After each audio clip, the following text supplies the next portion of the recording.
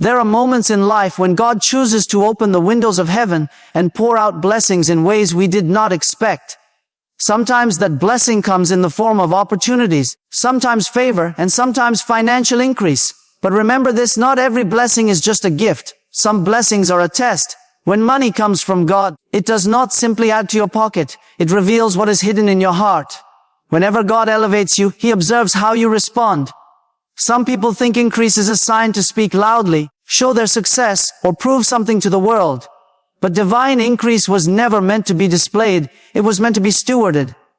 God does not bless you so that you can impress people. He blesses you so that you can remain humble, faithful, and wise. Divine financial blessing is both a gift and a test of the heart, and many people don't realize how deeply spiritual the arrival of money can be.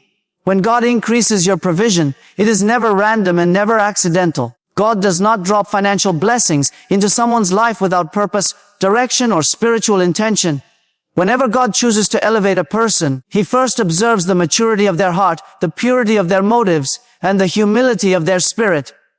Money is not just currency in the kingdom of God. It is a mirror that exposes what is hidden inside you. Some people pray for financial increase, but are unaware that the blessing they desire also carries responsibilities that they have not yet prepared for.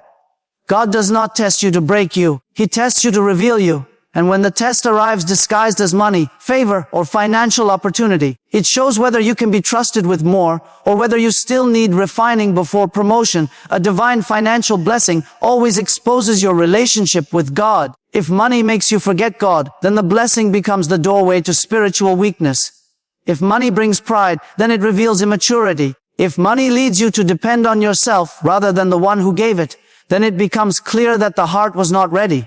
But if money increases your gratitude, deepens your humility, and broadens your generosity, then God sees a heart that can handle greater responsibility. The difference between these responses is not in the money itself, but in the condition of the heart receiving it. This is why financial elevation is a spiritual test. God watches whether you cling to Him tighter or loosen your grip the moment you receive what you prayed for. Some people celebrate the blessing so loudly that they lose their spiritual awareness. Others remain quiet, reflective, and humble, allowing the blessing to draw them closer to God rather than closer to self-promotion. When God sends money your way, He is studying where your affection lies. He is watching whether you honor Him first or whether your desires take the lead. He is observing whether you make decisions out of wisdom or impulse. He is discerning whether you understand the purpose behind the provision. Many fail the test because they treat divine blessings like worldly achievements. They think increase is a sign of their own efforts, their own brilliance, their own planning. But divine money carries the fingerprint of God. It is a reminder that He opens doors no man can shut, that He provides in seasons where logic cannot explain, and that He elevates people who were overlooked by everyone else. This is why the arrival of divine money is a spiritual test. It reveals whether you recognize the source or become lost in the blessing itself. Money given by God also tests your stewardship. Some receive increase and immediately rush to spend it without seeking God's direction. Others use it to prove something to people who do not even care. But those who understand the spiritual nature of divine blessing pause, pray, and seek wisdom before making any move. They ask God how to manage it, where to invest it, whom to bless, and how to protect it. They understand that divine money requires divine stewardship. God does not bless people who waste what He gives. He blesses those who multiply it, honor Him with it, and treat it as a sacred trust. This is why Jesus said that those who are faithful with little will be trusted with much. Faithfulness is not measured by how loud your gratitude is, but by how wisely you handle what God places in your hands. Divine financial blessing also tests your character. Money has a way of amplifying what is already inside you. If you are generous at heart, money will make you more generous. If you are disciplined, money will make you more stable. But if you are prideful, money will make you arrogant. If you are insecure, money will push you to seek validation. If you lack wisdom, money will magnify your mistakes. God watches whether you remain the same person after the blessing arrives or whether your attitude shifts. A true test of the heart is not how you behave when you are praying for a blessing, but how you behave once you receive it. And divine financial blessing tests your priorities. Some people lose their spiritual hunger the moment they receive material comfort. Prayer decreases, worship weakens, dependence on God fades. But those who pass the test allow the blessing to fuel deeper devotion. They see money not as a replacement for God, but as a tool for His purposes. They understand that the closer God brings blessings into your life, the more He expects your focus to remain on Him. Financial blessing is a test that determines whether you can carry the weight of greater responsibility without losing your foundation in the Spirit. Silence protects your blessing from unnecessary attention and spiritual attacks. And many people underestimate the power of staying quiet when God begins to elevate them. In a world where everyone wants to announce everything, display everything, and prove everything, spiritual maturity teaches you the opposite. When God blesses you, guard it with silence.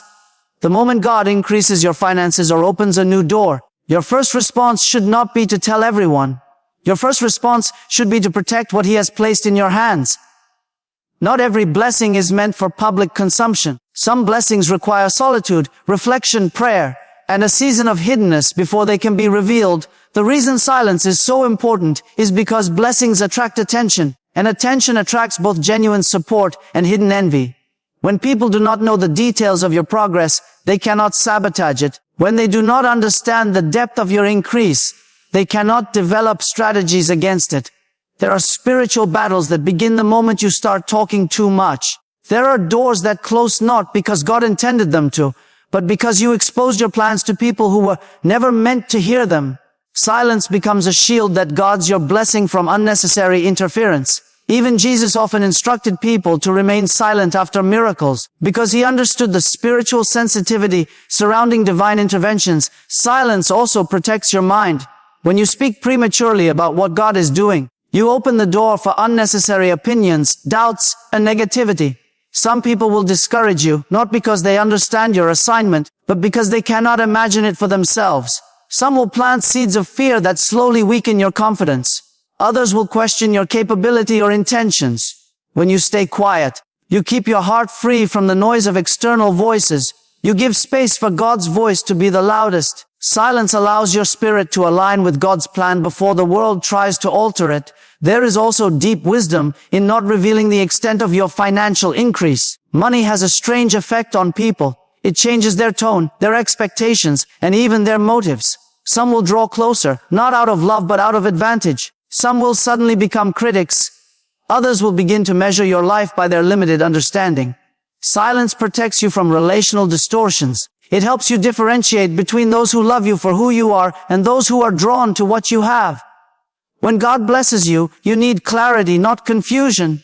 You need discernment, not distraction. Silence creates that space. Spiritually, silence is a form of obedience. It shows that you trust God more than the applause of people. It shows that you value His timing above your own excitement. Silence says, Lord, I will not expose what you are still shaping. I will not reveal what you are still protecting.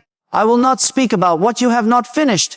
Many blessings die in the seed stage because people reveal them too early. Silence allows your blessing to take root before it becomes visible. It gives God room to grow it, strengthen it, and establish it without pressure from the outside world. In moments of divine increase, silence also trains your character. It keeps you from slipping into pride. When you keep quiet about your blessings, you protect your heart from becoming inflated. Pride is loud, humility is silent. Pride displays, humility preserves. Pride seeks attention. Humility seeks alignment with God. When you remain quiet, you remind yourself that the blessing came from God, not from personal effort alone. It keeps your spirit grounded and your motives pure. It also allows you to be grateful in a deeper, more intimate way. Gratitude that is felt privately often transforms the heart more than gratitude expressed publicly. Silence is not weakness, it is discipline. It is not hiding, it is wisdom. There are seasons when God blesses you publicly, but before that season comes, He usually blesses you privately. You must recognize the difference. Not every open door needs an open announcement. Not every testimony needs to be shared immediately. Not every financial breakthrough needs to be broadcast. Silence gives God permission to complete His work without interruption. It prevents unnecessary attacks that arise from visibility. It keeps your blessing safe, guarded, and spiritually protected. And it helps you grow stronger within before anything becomes visible on the outside. Not every breakthrough or increase should be publicly announced, because the moment God begins to elevate you, He is not only blessing you, He is positioning you, preparing you, and protecting you. Breakthroughs carry a sacred weight, and when they arrive, they often come with instructions that can only be understood through sensitivity to the Holy Spirit. Some blessings were designed to grow in silence, develop in private, and strengthen in hidden places before being exposed to the world. The world teaches you to display progress, but the Spirit teaches you to guard it.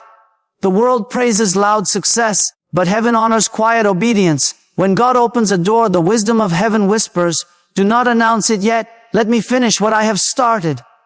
But many people rush ahead of God, allowing excitement to speak louder than discernment. Public announcements can bring private battles. When you share too soon, you invite voices that were never meant to influence your journey. Some will question your blessing, not because they understand your calling, but because your increase exposes their insecurity. Others will criticize, not because they know your path, but because your breakthrough reminds them of what they have not achieved. There are people who smile at your testimony, but silently desire to see it collapse. When you announce prematurely, you give room to these voices that plant doubt, provoke fear, and weaken your spiritual focus. Breakthroughs require protection from such noise, especially when they are new, delicate, and still forming. There is also a spiritual realm that reacts to your announcements. When you speak too early about what God is constructing, you alert the enemy to your direction. Some attacks only begin after visibility. Some warfare is triggered by exposure. Many breakthroughs are lost not because God didn't give them, but because the person receiving them did not guard them. When the enemy knows your plans, he strategizes accordingly. When he knows your increase, he plots interference. But when you stay quiet, he remains confused. Silence keeps him guessing. Silence keeps your path hidden. Silence keeps your breakthrough wrapped in divine protection. What the enemy cannot see, he cannot attack with accuracy. Not every increase is meant to be understood by people either. Some breakthroughs are personal assignments between you and God. Your journey toward them is too spiritual, too sacred, too complex to be explained to those who lack discernment. People may misunderstand your progress, misjudge your motives, or misinterpret your actions. They may try to give advice that contradicts what God told you. They may pressure you into directions God never intended. Announcing your progress opens the door to opinions that can shift your focus and disrupt your clarity. When God gives increase, He often expects you to move quietly so your spirit can stay aligned with His voice rather than the loudness of human opinions. Breakthroughs also require maturity before they require celebration. A wise person understands that excitement can be dangerous when not managed with discipline. It's easy to mistake momentum for completion. It's easy to show what God has just begun, assuming the foundation is already strong enough. But spiritual breakthroughs usually start small, fragile, and vulnerable. They need time to grow roots. They need time to stabilize. They need time to mature. Announcing them too early is like exposing a seed before it becomes a tree. Growth requires hiddenness. Strength requires privacy. Completion requires protection. There is also something deeply transformative in holding a blessing quietly in your heart. It teaches patience, emotional discipline, and humility. It allows you to enjoy the blessing without performing for others. It keeps your motives pure and prevents pride from taking root. When you keep your breakthrough private, your gratitude becomes more intimate. You reflect more deeply on the faithfulness of God. You see the process more clearly. You appreciate the lessons more sincerely. The blessing becomes spiritual, not just material. It shapes your character, not just your circumstances. Silence gives space for the blessing to minister to your heart before you share it with others. Not every increase should be announced because some testimonies are meant to be shared only after God finishes the full story. Sometimes God does not want you to speak until the blessing is complete, the process is matured, and the testimony is whole. Speaking too early can distort the narrative, create expectations you cannot maintain, or add pressure God never placed on you. When the right time comes, God Himself will lead you to share the testimony, and when you do, it will carry power, impact, and divine authority. But until then, wisdom says to hold your breakthrough quietly, letting God work in silence, letting the blessing grow privately, and letting your spirit stay focused without the noise of public exposure. Wisdom is required to steward God given money with discipline and humility, because divine provision is never meant to be handled casually. When God places financial blessing in someone's hands, He is entrusting them with a portion of His purpose, and such a sacred trust demands spiritual intelligence, emotional maturity, and practical discipline. Money that comes from God is different from money that comes from human effort alone. Divine money carries responsibility, spiritual weight, and heavenly expectation. It is given not only to supply your needs, but to shape your character, refine your decisions, and strengthen your relationship with God. Without wisdom, a person can receive a blessing that their mind is not prepared to manage.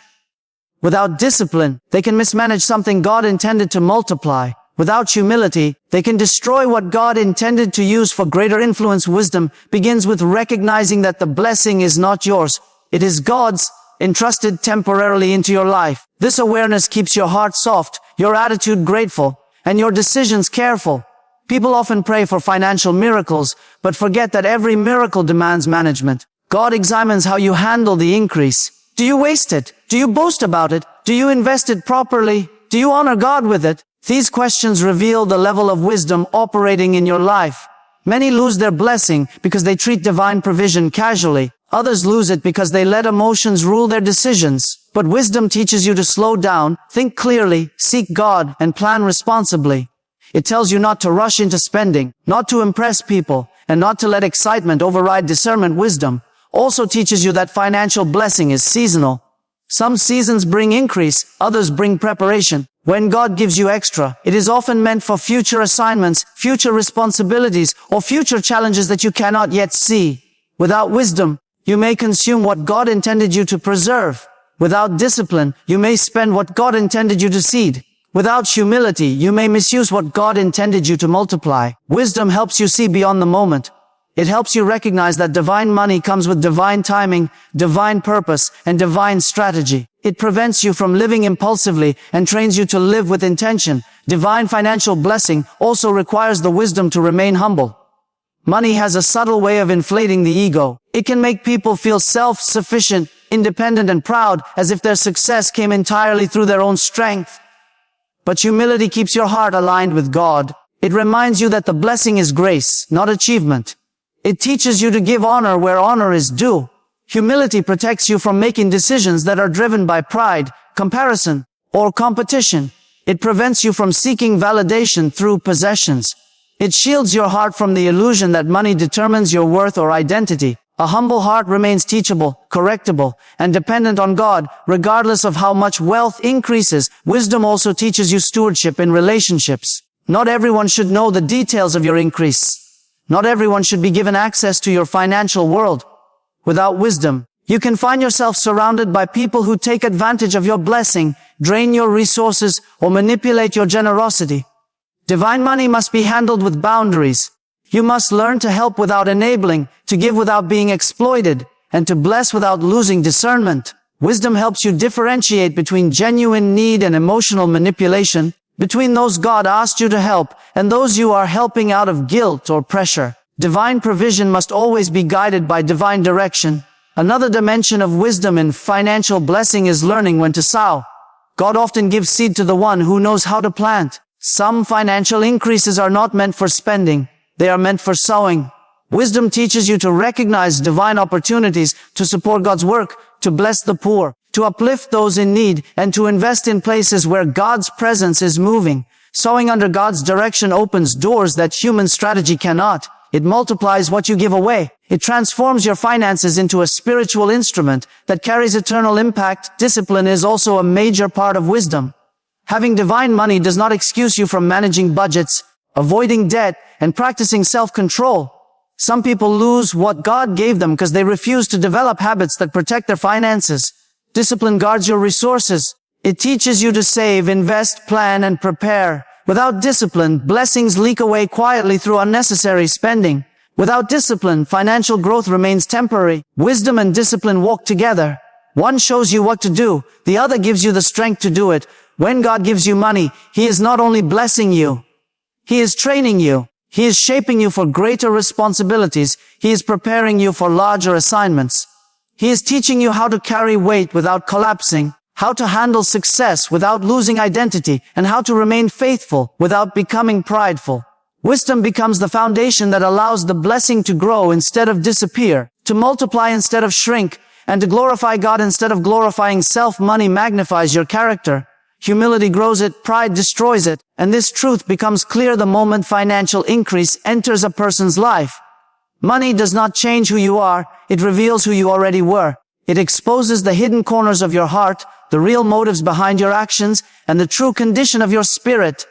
When God blesses someone with financial increase, That blessing acts like a spiritual amplifier. If your heart is grounded, grateful, and humble, money will enhance those qualities. If your heart is insecure, arrogant, or unstable, money will expose those weaknesses. This is why divine financial blessing is so deeply connected to character.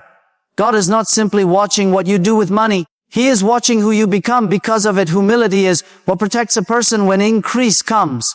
A humble heart remembers the source of the blessing. It acknowledges God's grace, God's favor, and God's timing. Humility keeps you grounded when resources grow. It prevents you from developing a sense of superiority or entitlement. A humble person does not use money to impress people or elevate themselves above others. Instead, they use it to serve, to support, to uplift, and to honor God. Humility keeps your focus aligned, your motives pure, and your decisions steady. When you are humble, money does not control you, you control it. You do not worship it, you steward it. You do not chase validation, you pursue purpose. Humility gives you the strength to remember that money is temporary, but character is eternal. Pride, on the other hand, is a silent destroyer that awakens when increase arrives. Pride convinces a person that they earned everything through their own talent, effort, or intelligence. It blinds them to God's hand in their success. Pride pushes them to become loud, boastful, and careless with their blessings. It makes them feel untouchable, independent, and superior. But what pride builds, pride also destroys. The moment someone allows pride to take over, the blessing becomes unstable. Pride leads to poor decisions, reckless spending, broken relationships, and spiritual decline. It shuts the door to God's guidance because prideful hearts stop listening. They trust themselves more than God, and that misplaced confidence becomes the root of their downfall. Money magnifies these traits more than anything else. If you are generous, money gives you more opportunities to give. If you are selfish, money fuels your greed. If you are disciplined, money strengthens your stability.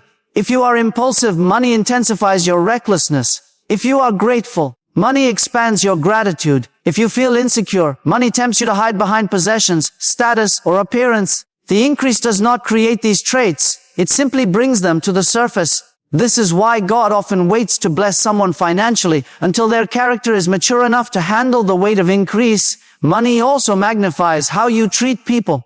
Some people become kinder, more compassionate, and more generous when they receive financial blessings. They remember the seasons when they lacked, and they choose to help others rise. But others become distant, arrogant, or dismissive. They start evaluating people based on status, wealth, or connections. They forget humility, forget empathy, and forget that every person carries value regardless of their financial state. Money is a heart test. It exposes whether you see people through God's eyes or through the lens of ego. Character is revealed not only in how you spend money, but also in how you speak after receiving it. Do you use your success to lift others or to elevate yourself? Do you become loud and boastful, or do you remain grounded and quiet? Do you encourage others or look down on them? Do you stay connected to God or drift away? Financial increase often exposes whether your relationship with God was built on dependence or convenience. Some draw even closer to God when their finances grow because they understand that greater blessing requires greater alignment. Others drift away, relying on money more than faith, and forgetting the source that sustained them before increase came. Money also magnifies your inner discipline. Some people become wiser, more structured, and more intentional when the blessing arrives. They plan, they save, they invest, and they handle their resources with maturity. Others become careless, assuming the blessing will sustain itself. They ignore wise counsel, refuse to set boundaries, and make emotional decisions. The increase exposes whether discipline is part of your character or whether the blessing will crumble under mismanagement. Above all, money magnifies the spiritual condition of the heart. A heart that is surrendered to God remains pure even when wealth increases. A heart disconnected from God becomes vulnerable to pride, greed, and distraction. God watches not just how you handle money, but how money handles you. He observes whether the blessing draws you closer to Him or pulls you away. He watches whether you honor Him with the first portion or treat the blessing as your own achievement. He watches whether your character deepens or deteriorates. This is why character matters far more than the amount of money in your hands. Your heart determines what the blessing becomes. Your humility determines how long the blessing lasts. Your wisdom determines how far the blessing goes. And your spiritual posture determines whether God can trust you with greater things in the future. When God lets you walk alone for a season, it is rarely a season you choose. Yet it becomes one of the most defining periods of your spiritual journey. In this solitude, you begin to feel the weight of silence, the slow withdrawal of familiar support, and the unsettling realization that certain voices, comforts, and assurances that once surrounded you are no longer present. At first, it can feel like abandonment or punishment, as though something has gone wrong or you have stepped outside God's will. But as the season unfolds, a deeper truth rises to the surface. There are some journeys that can only be taken alone, some lessons that can only be learned when every other hand is removed, so you can discover the strength of the one who still holds you. Walking alone forces your roots to grow deeper. When no one is there to applaud you, validate you, or rescue you, you begin to discover what you truly believe. You begin to see whether your faith was anchored in God or in the people's systems and routines that once surrounded you. Solitude removes the scaffolding. It reveals what is genuine and what is borrowed. It shows whether your prayers arise from your heart or from habit. In that quiet space, you become aware of inner weaknesses you never addressed and inner strengths you never celebrated. God uses this season to refine your identity, not by adding more voices but by removing them, until the only voice you learn to trust is His. This lonely season also teaches you to hear God in ways you never have before. When life is full of noise, His whispers get lost. But when everything goes silent, His faintest nudge becomes clear. You start recognizing His guidance in small things, a verse that stands out, a thought that won't let you go, a conviction that stirs your spirit, a direction that brings peace, even before it brings understanding. You learn that God does not always speak loudly. Sometimes He speaks through inner clarity, stillness, and a peace that contradicts your circumstances. This is when intimacy with Him becomes real, not because you feel Him every moment, but because you trust Him even when you don't. God also allows these solitary seasons to detach you from relationships that can't go where He is taking you. Sometimes the absence of people is divine protection. Sometimes their distance is God's way of moving you out of overcrowded circles so He can redirect you without interference. When everyone's voice is removed, you stop trying to please them, impress them, or live according to their expectations. You become free to follow God's path without negotiating your purpose. In walking alone, you discover that not every person who started the journey with you was meant to finish it with you. This season teaches resilience. You learn to encourage yourself in the Lord the way David did. You learn to show up for your own life even when no one else shows up for you. You learn to pray when you feel numb, worship when you feel heavy, and move forward when you feel stuck. The absence of external strength forces internal strength to rise. You begin to recognize the quiet courage inside you, the ability to endure, persevere, and stand firm. You find a version of yourself you never knew existed, shaped by pressure, strengthened by adversity, and grounded by faith. Most importantly, walking alone reveals the constancy of God. Even when everyone else steps back, He does not. Even if you cannot feel Him, He is still guiding, shaping, and preparing you. He becomes your companion in the quiet, your anchor in uncertainty, your comfort in heaviness, and your light when everything feels dim. You realize that being alone does not mean being abandoned. It means being positioned for transformation, prepared for greater responsibility, and trained for deeper spiritual authority.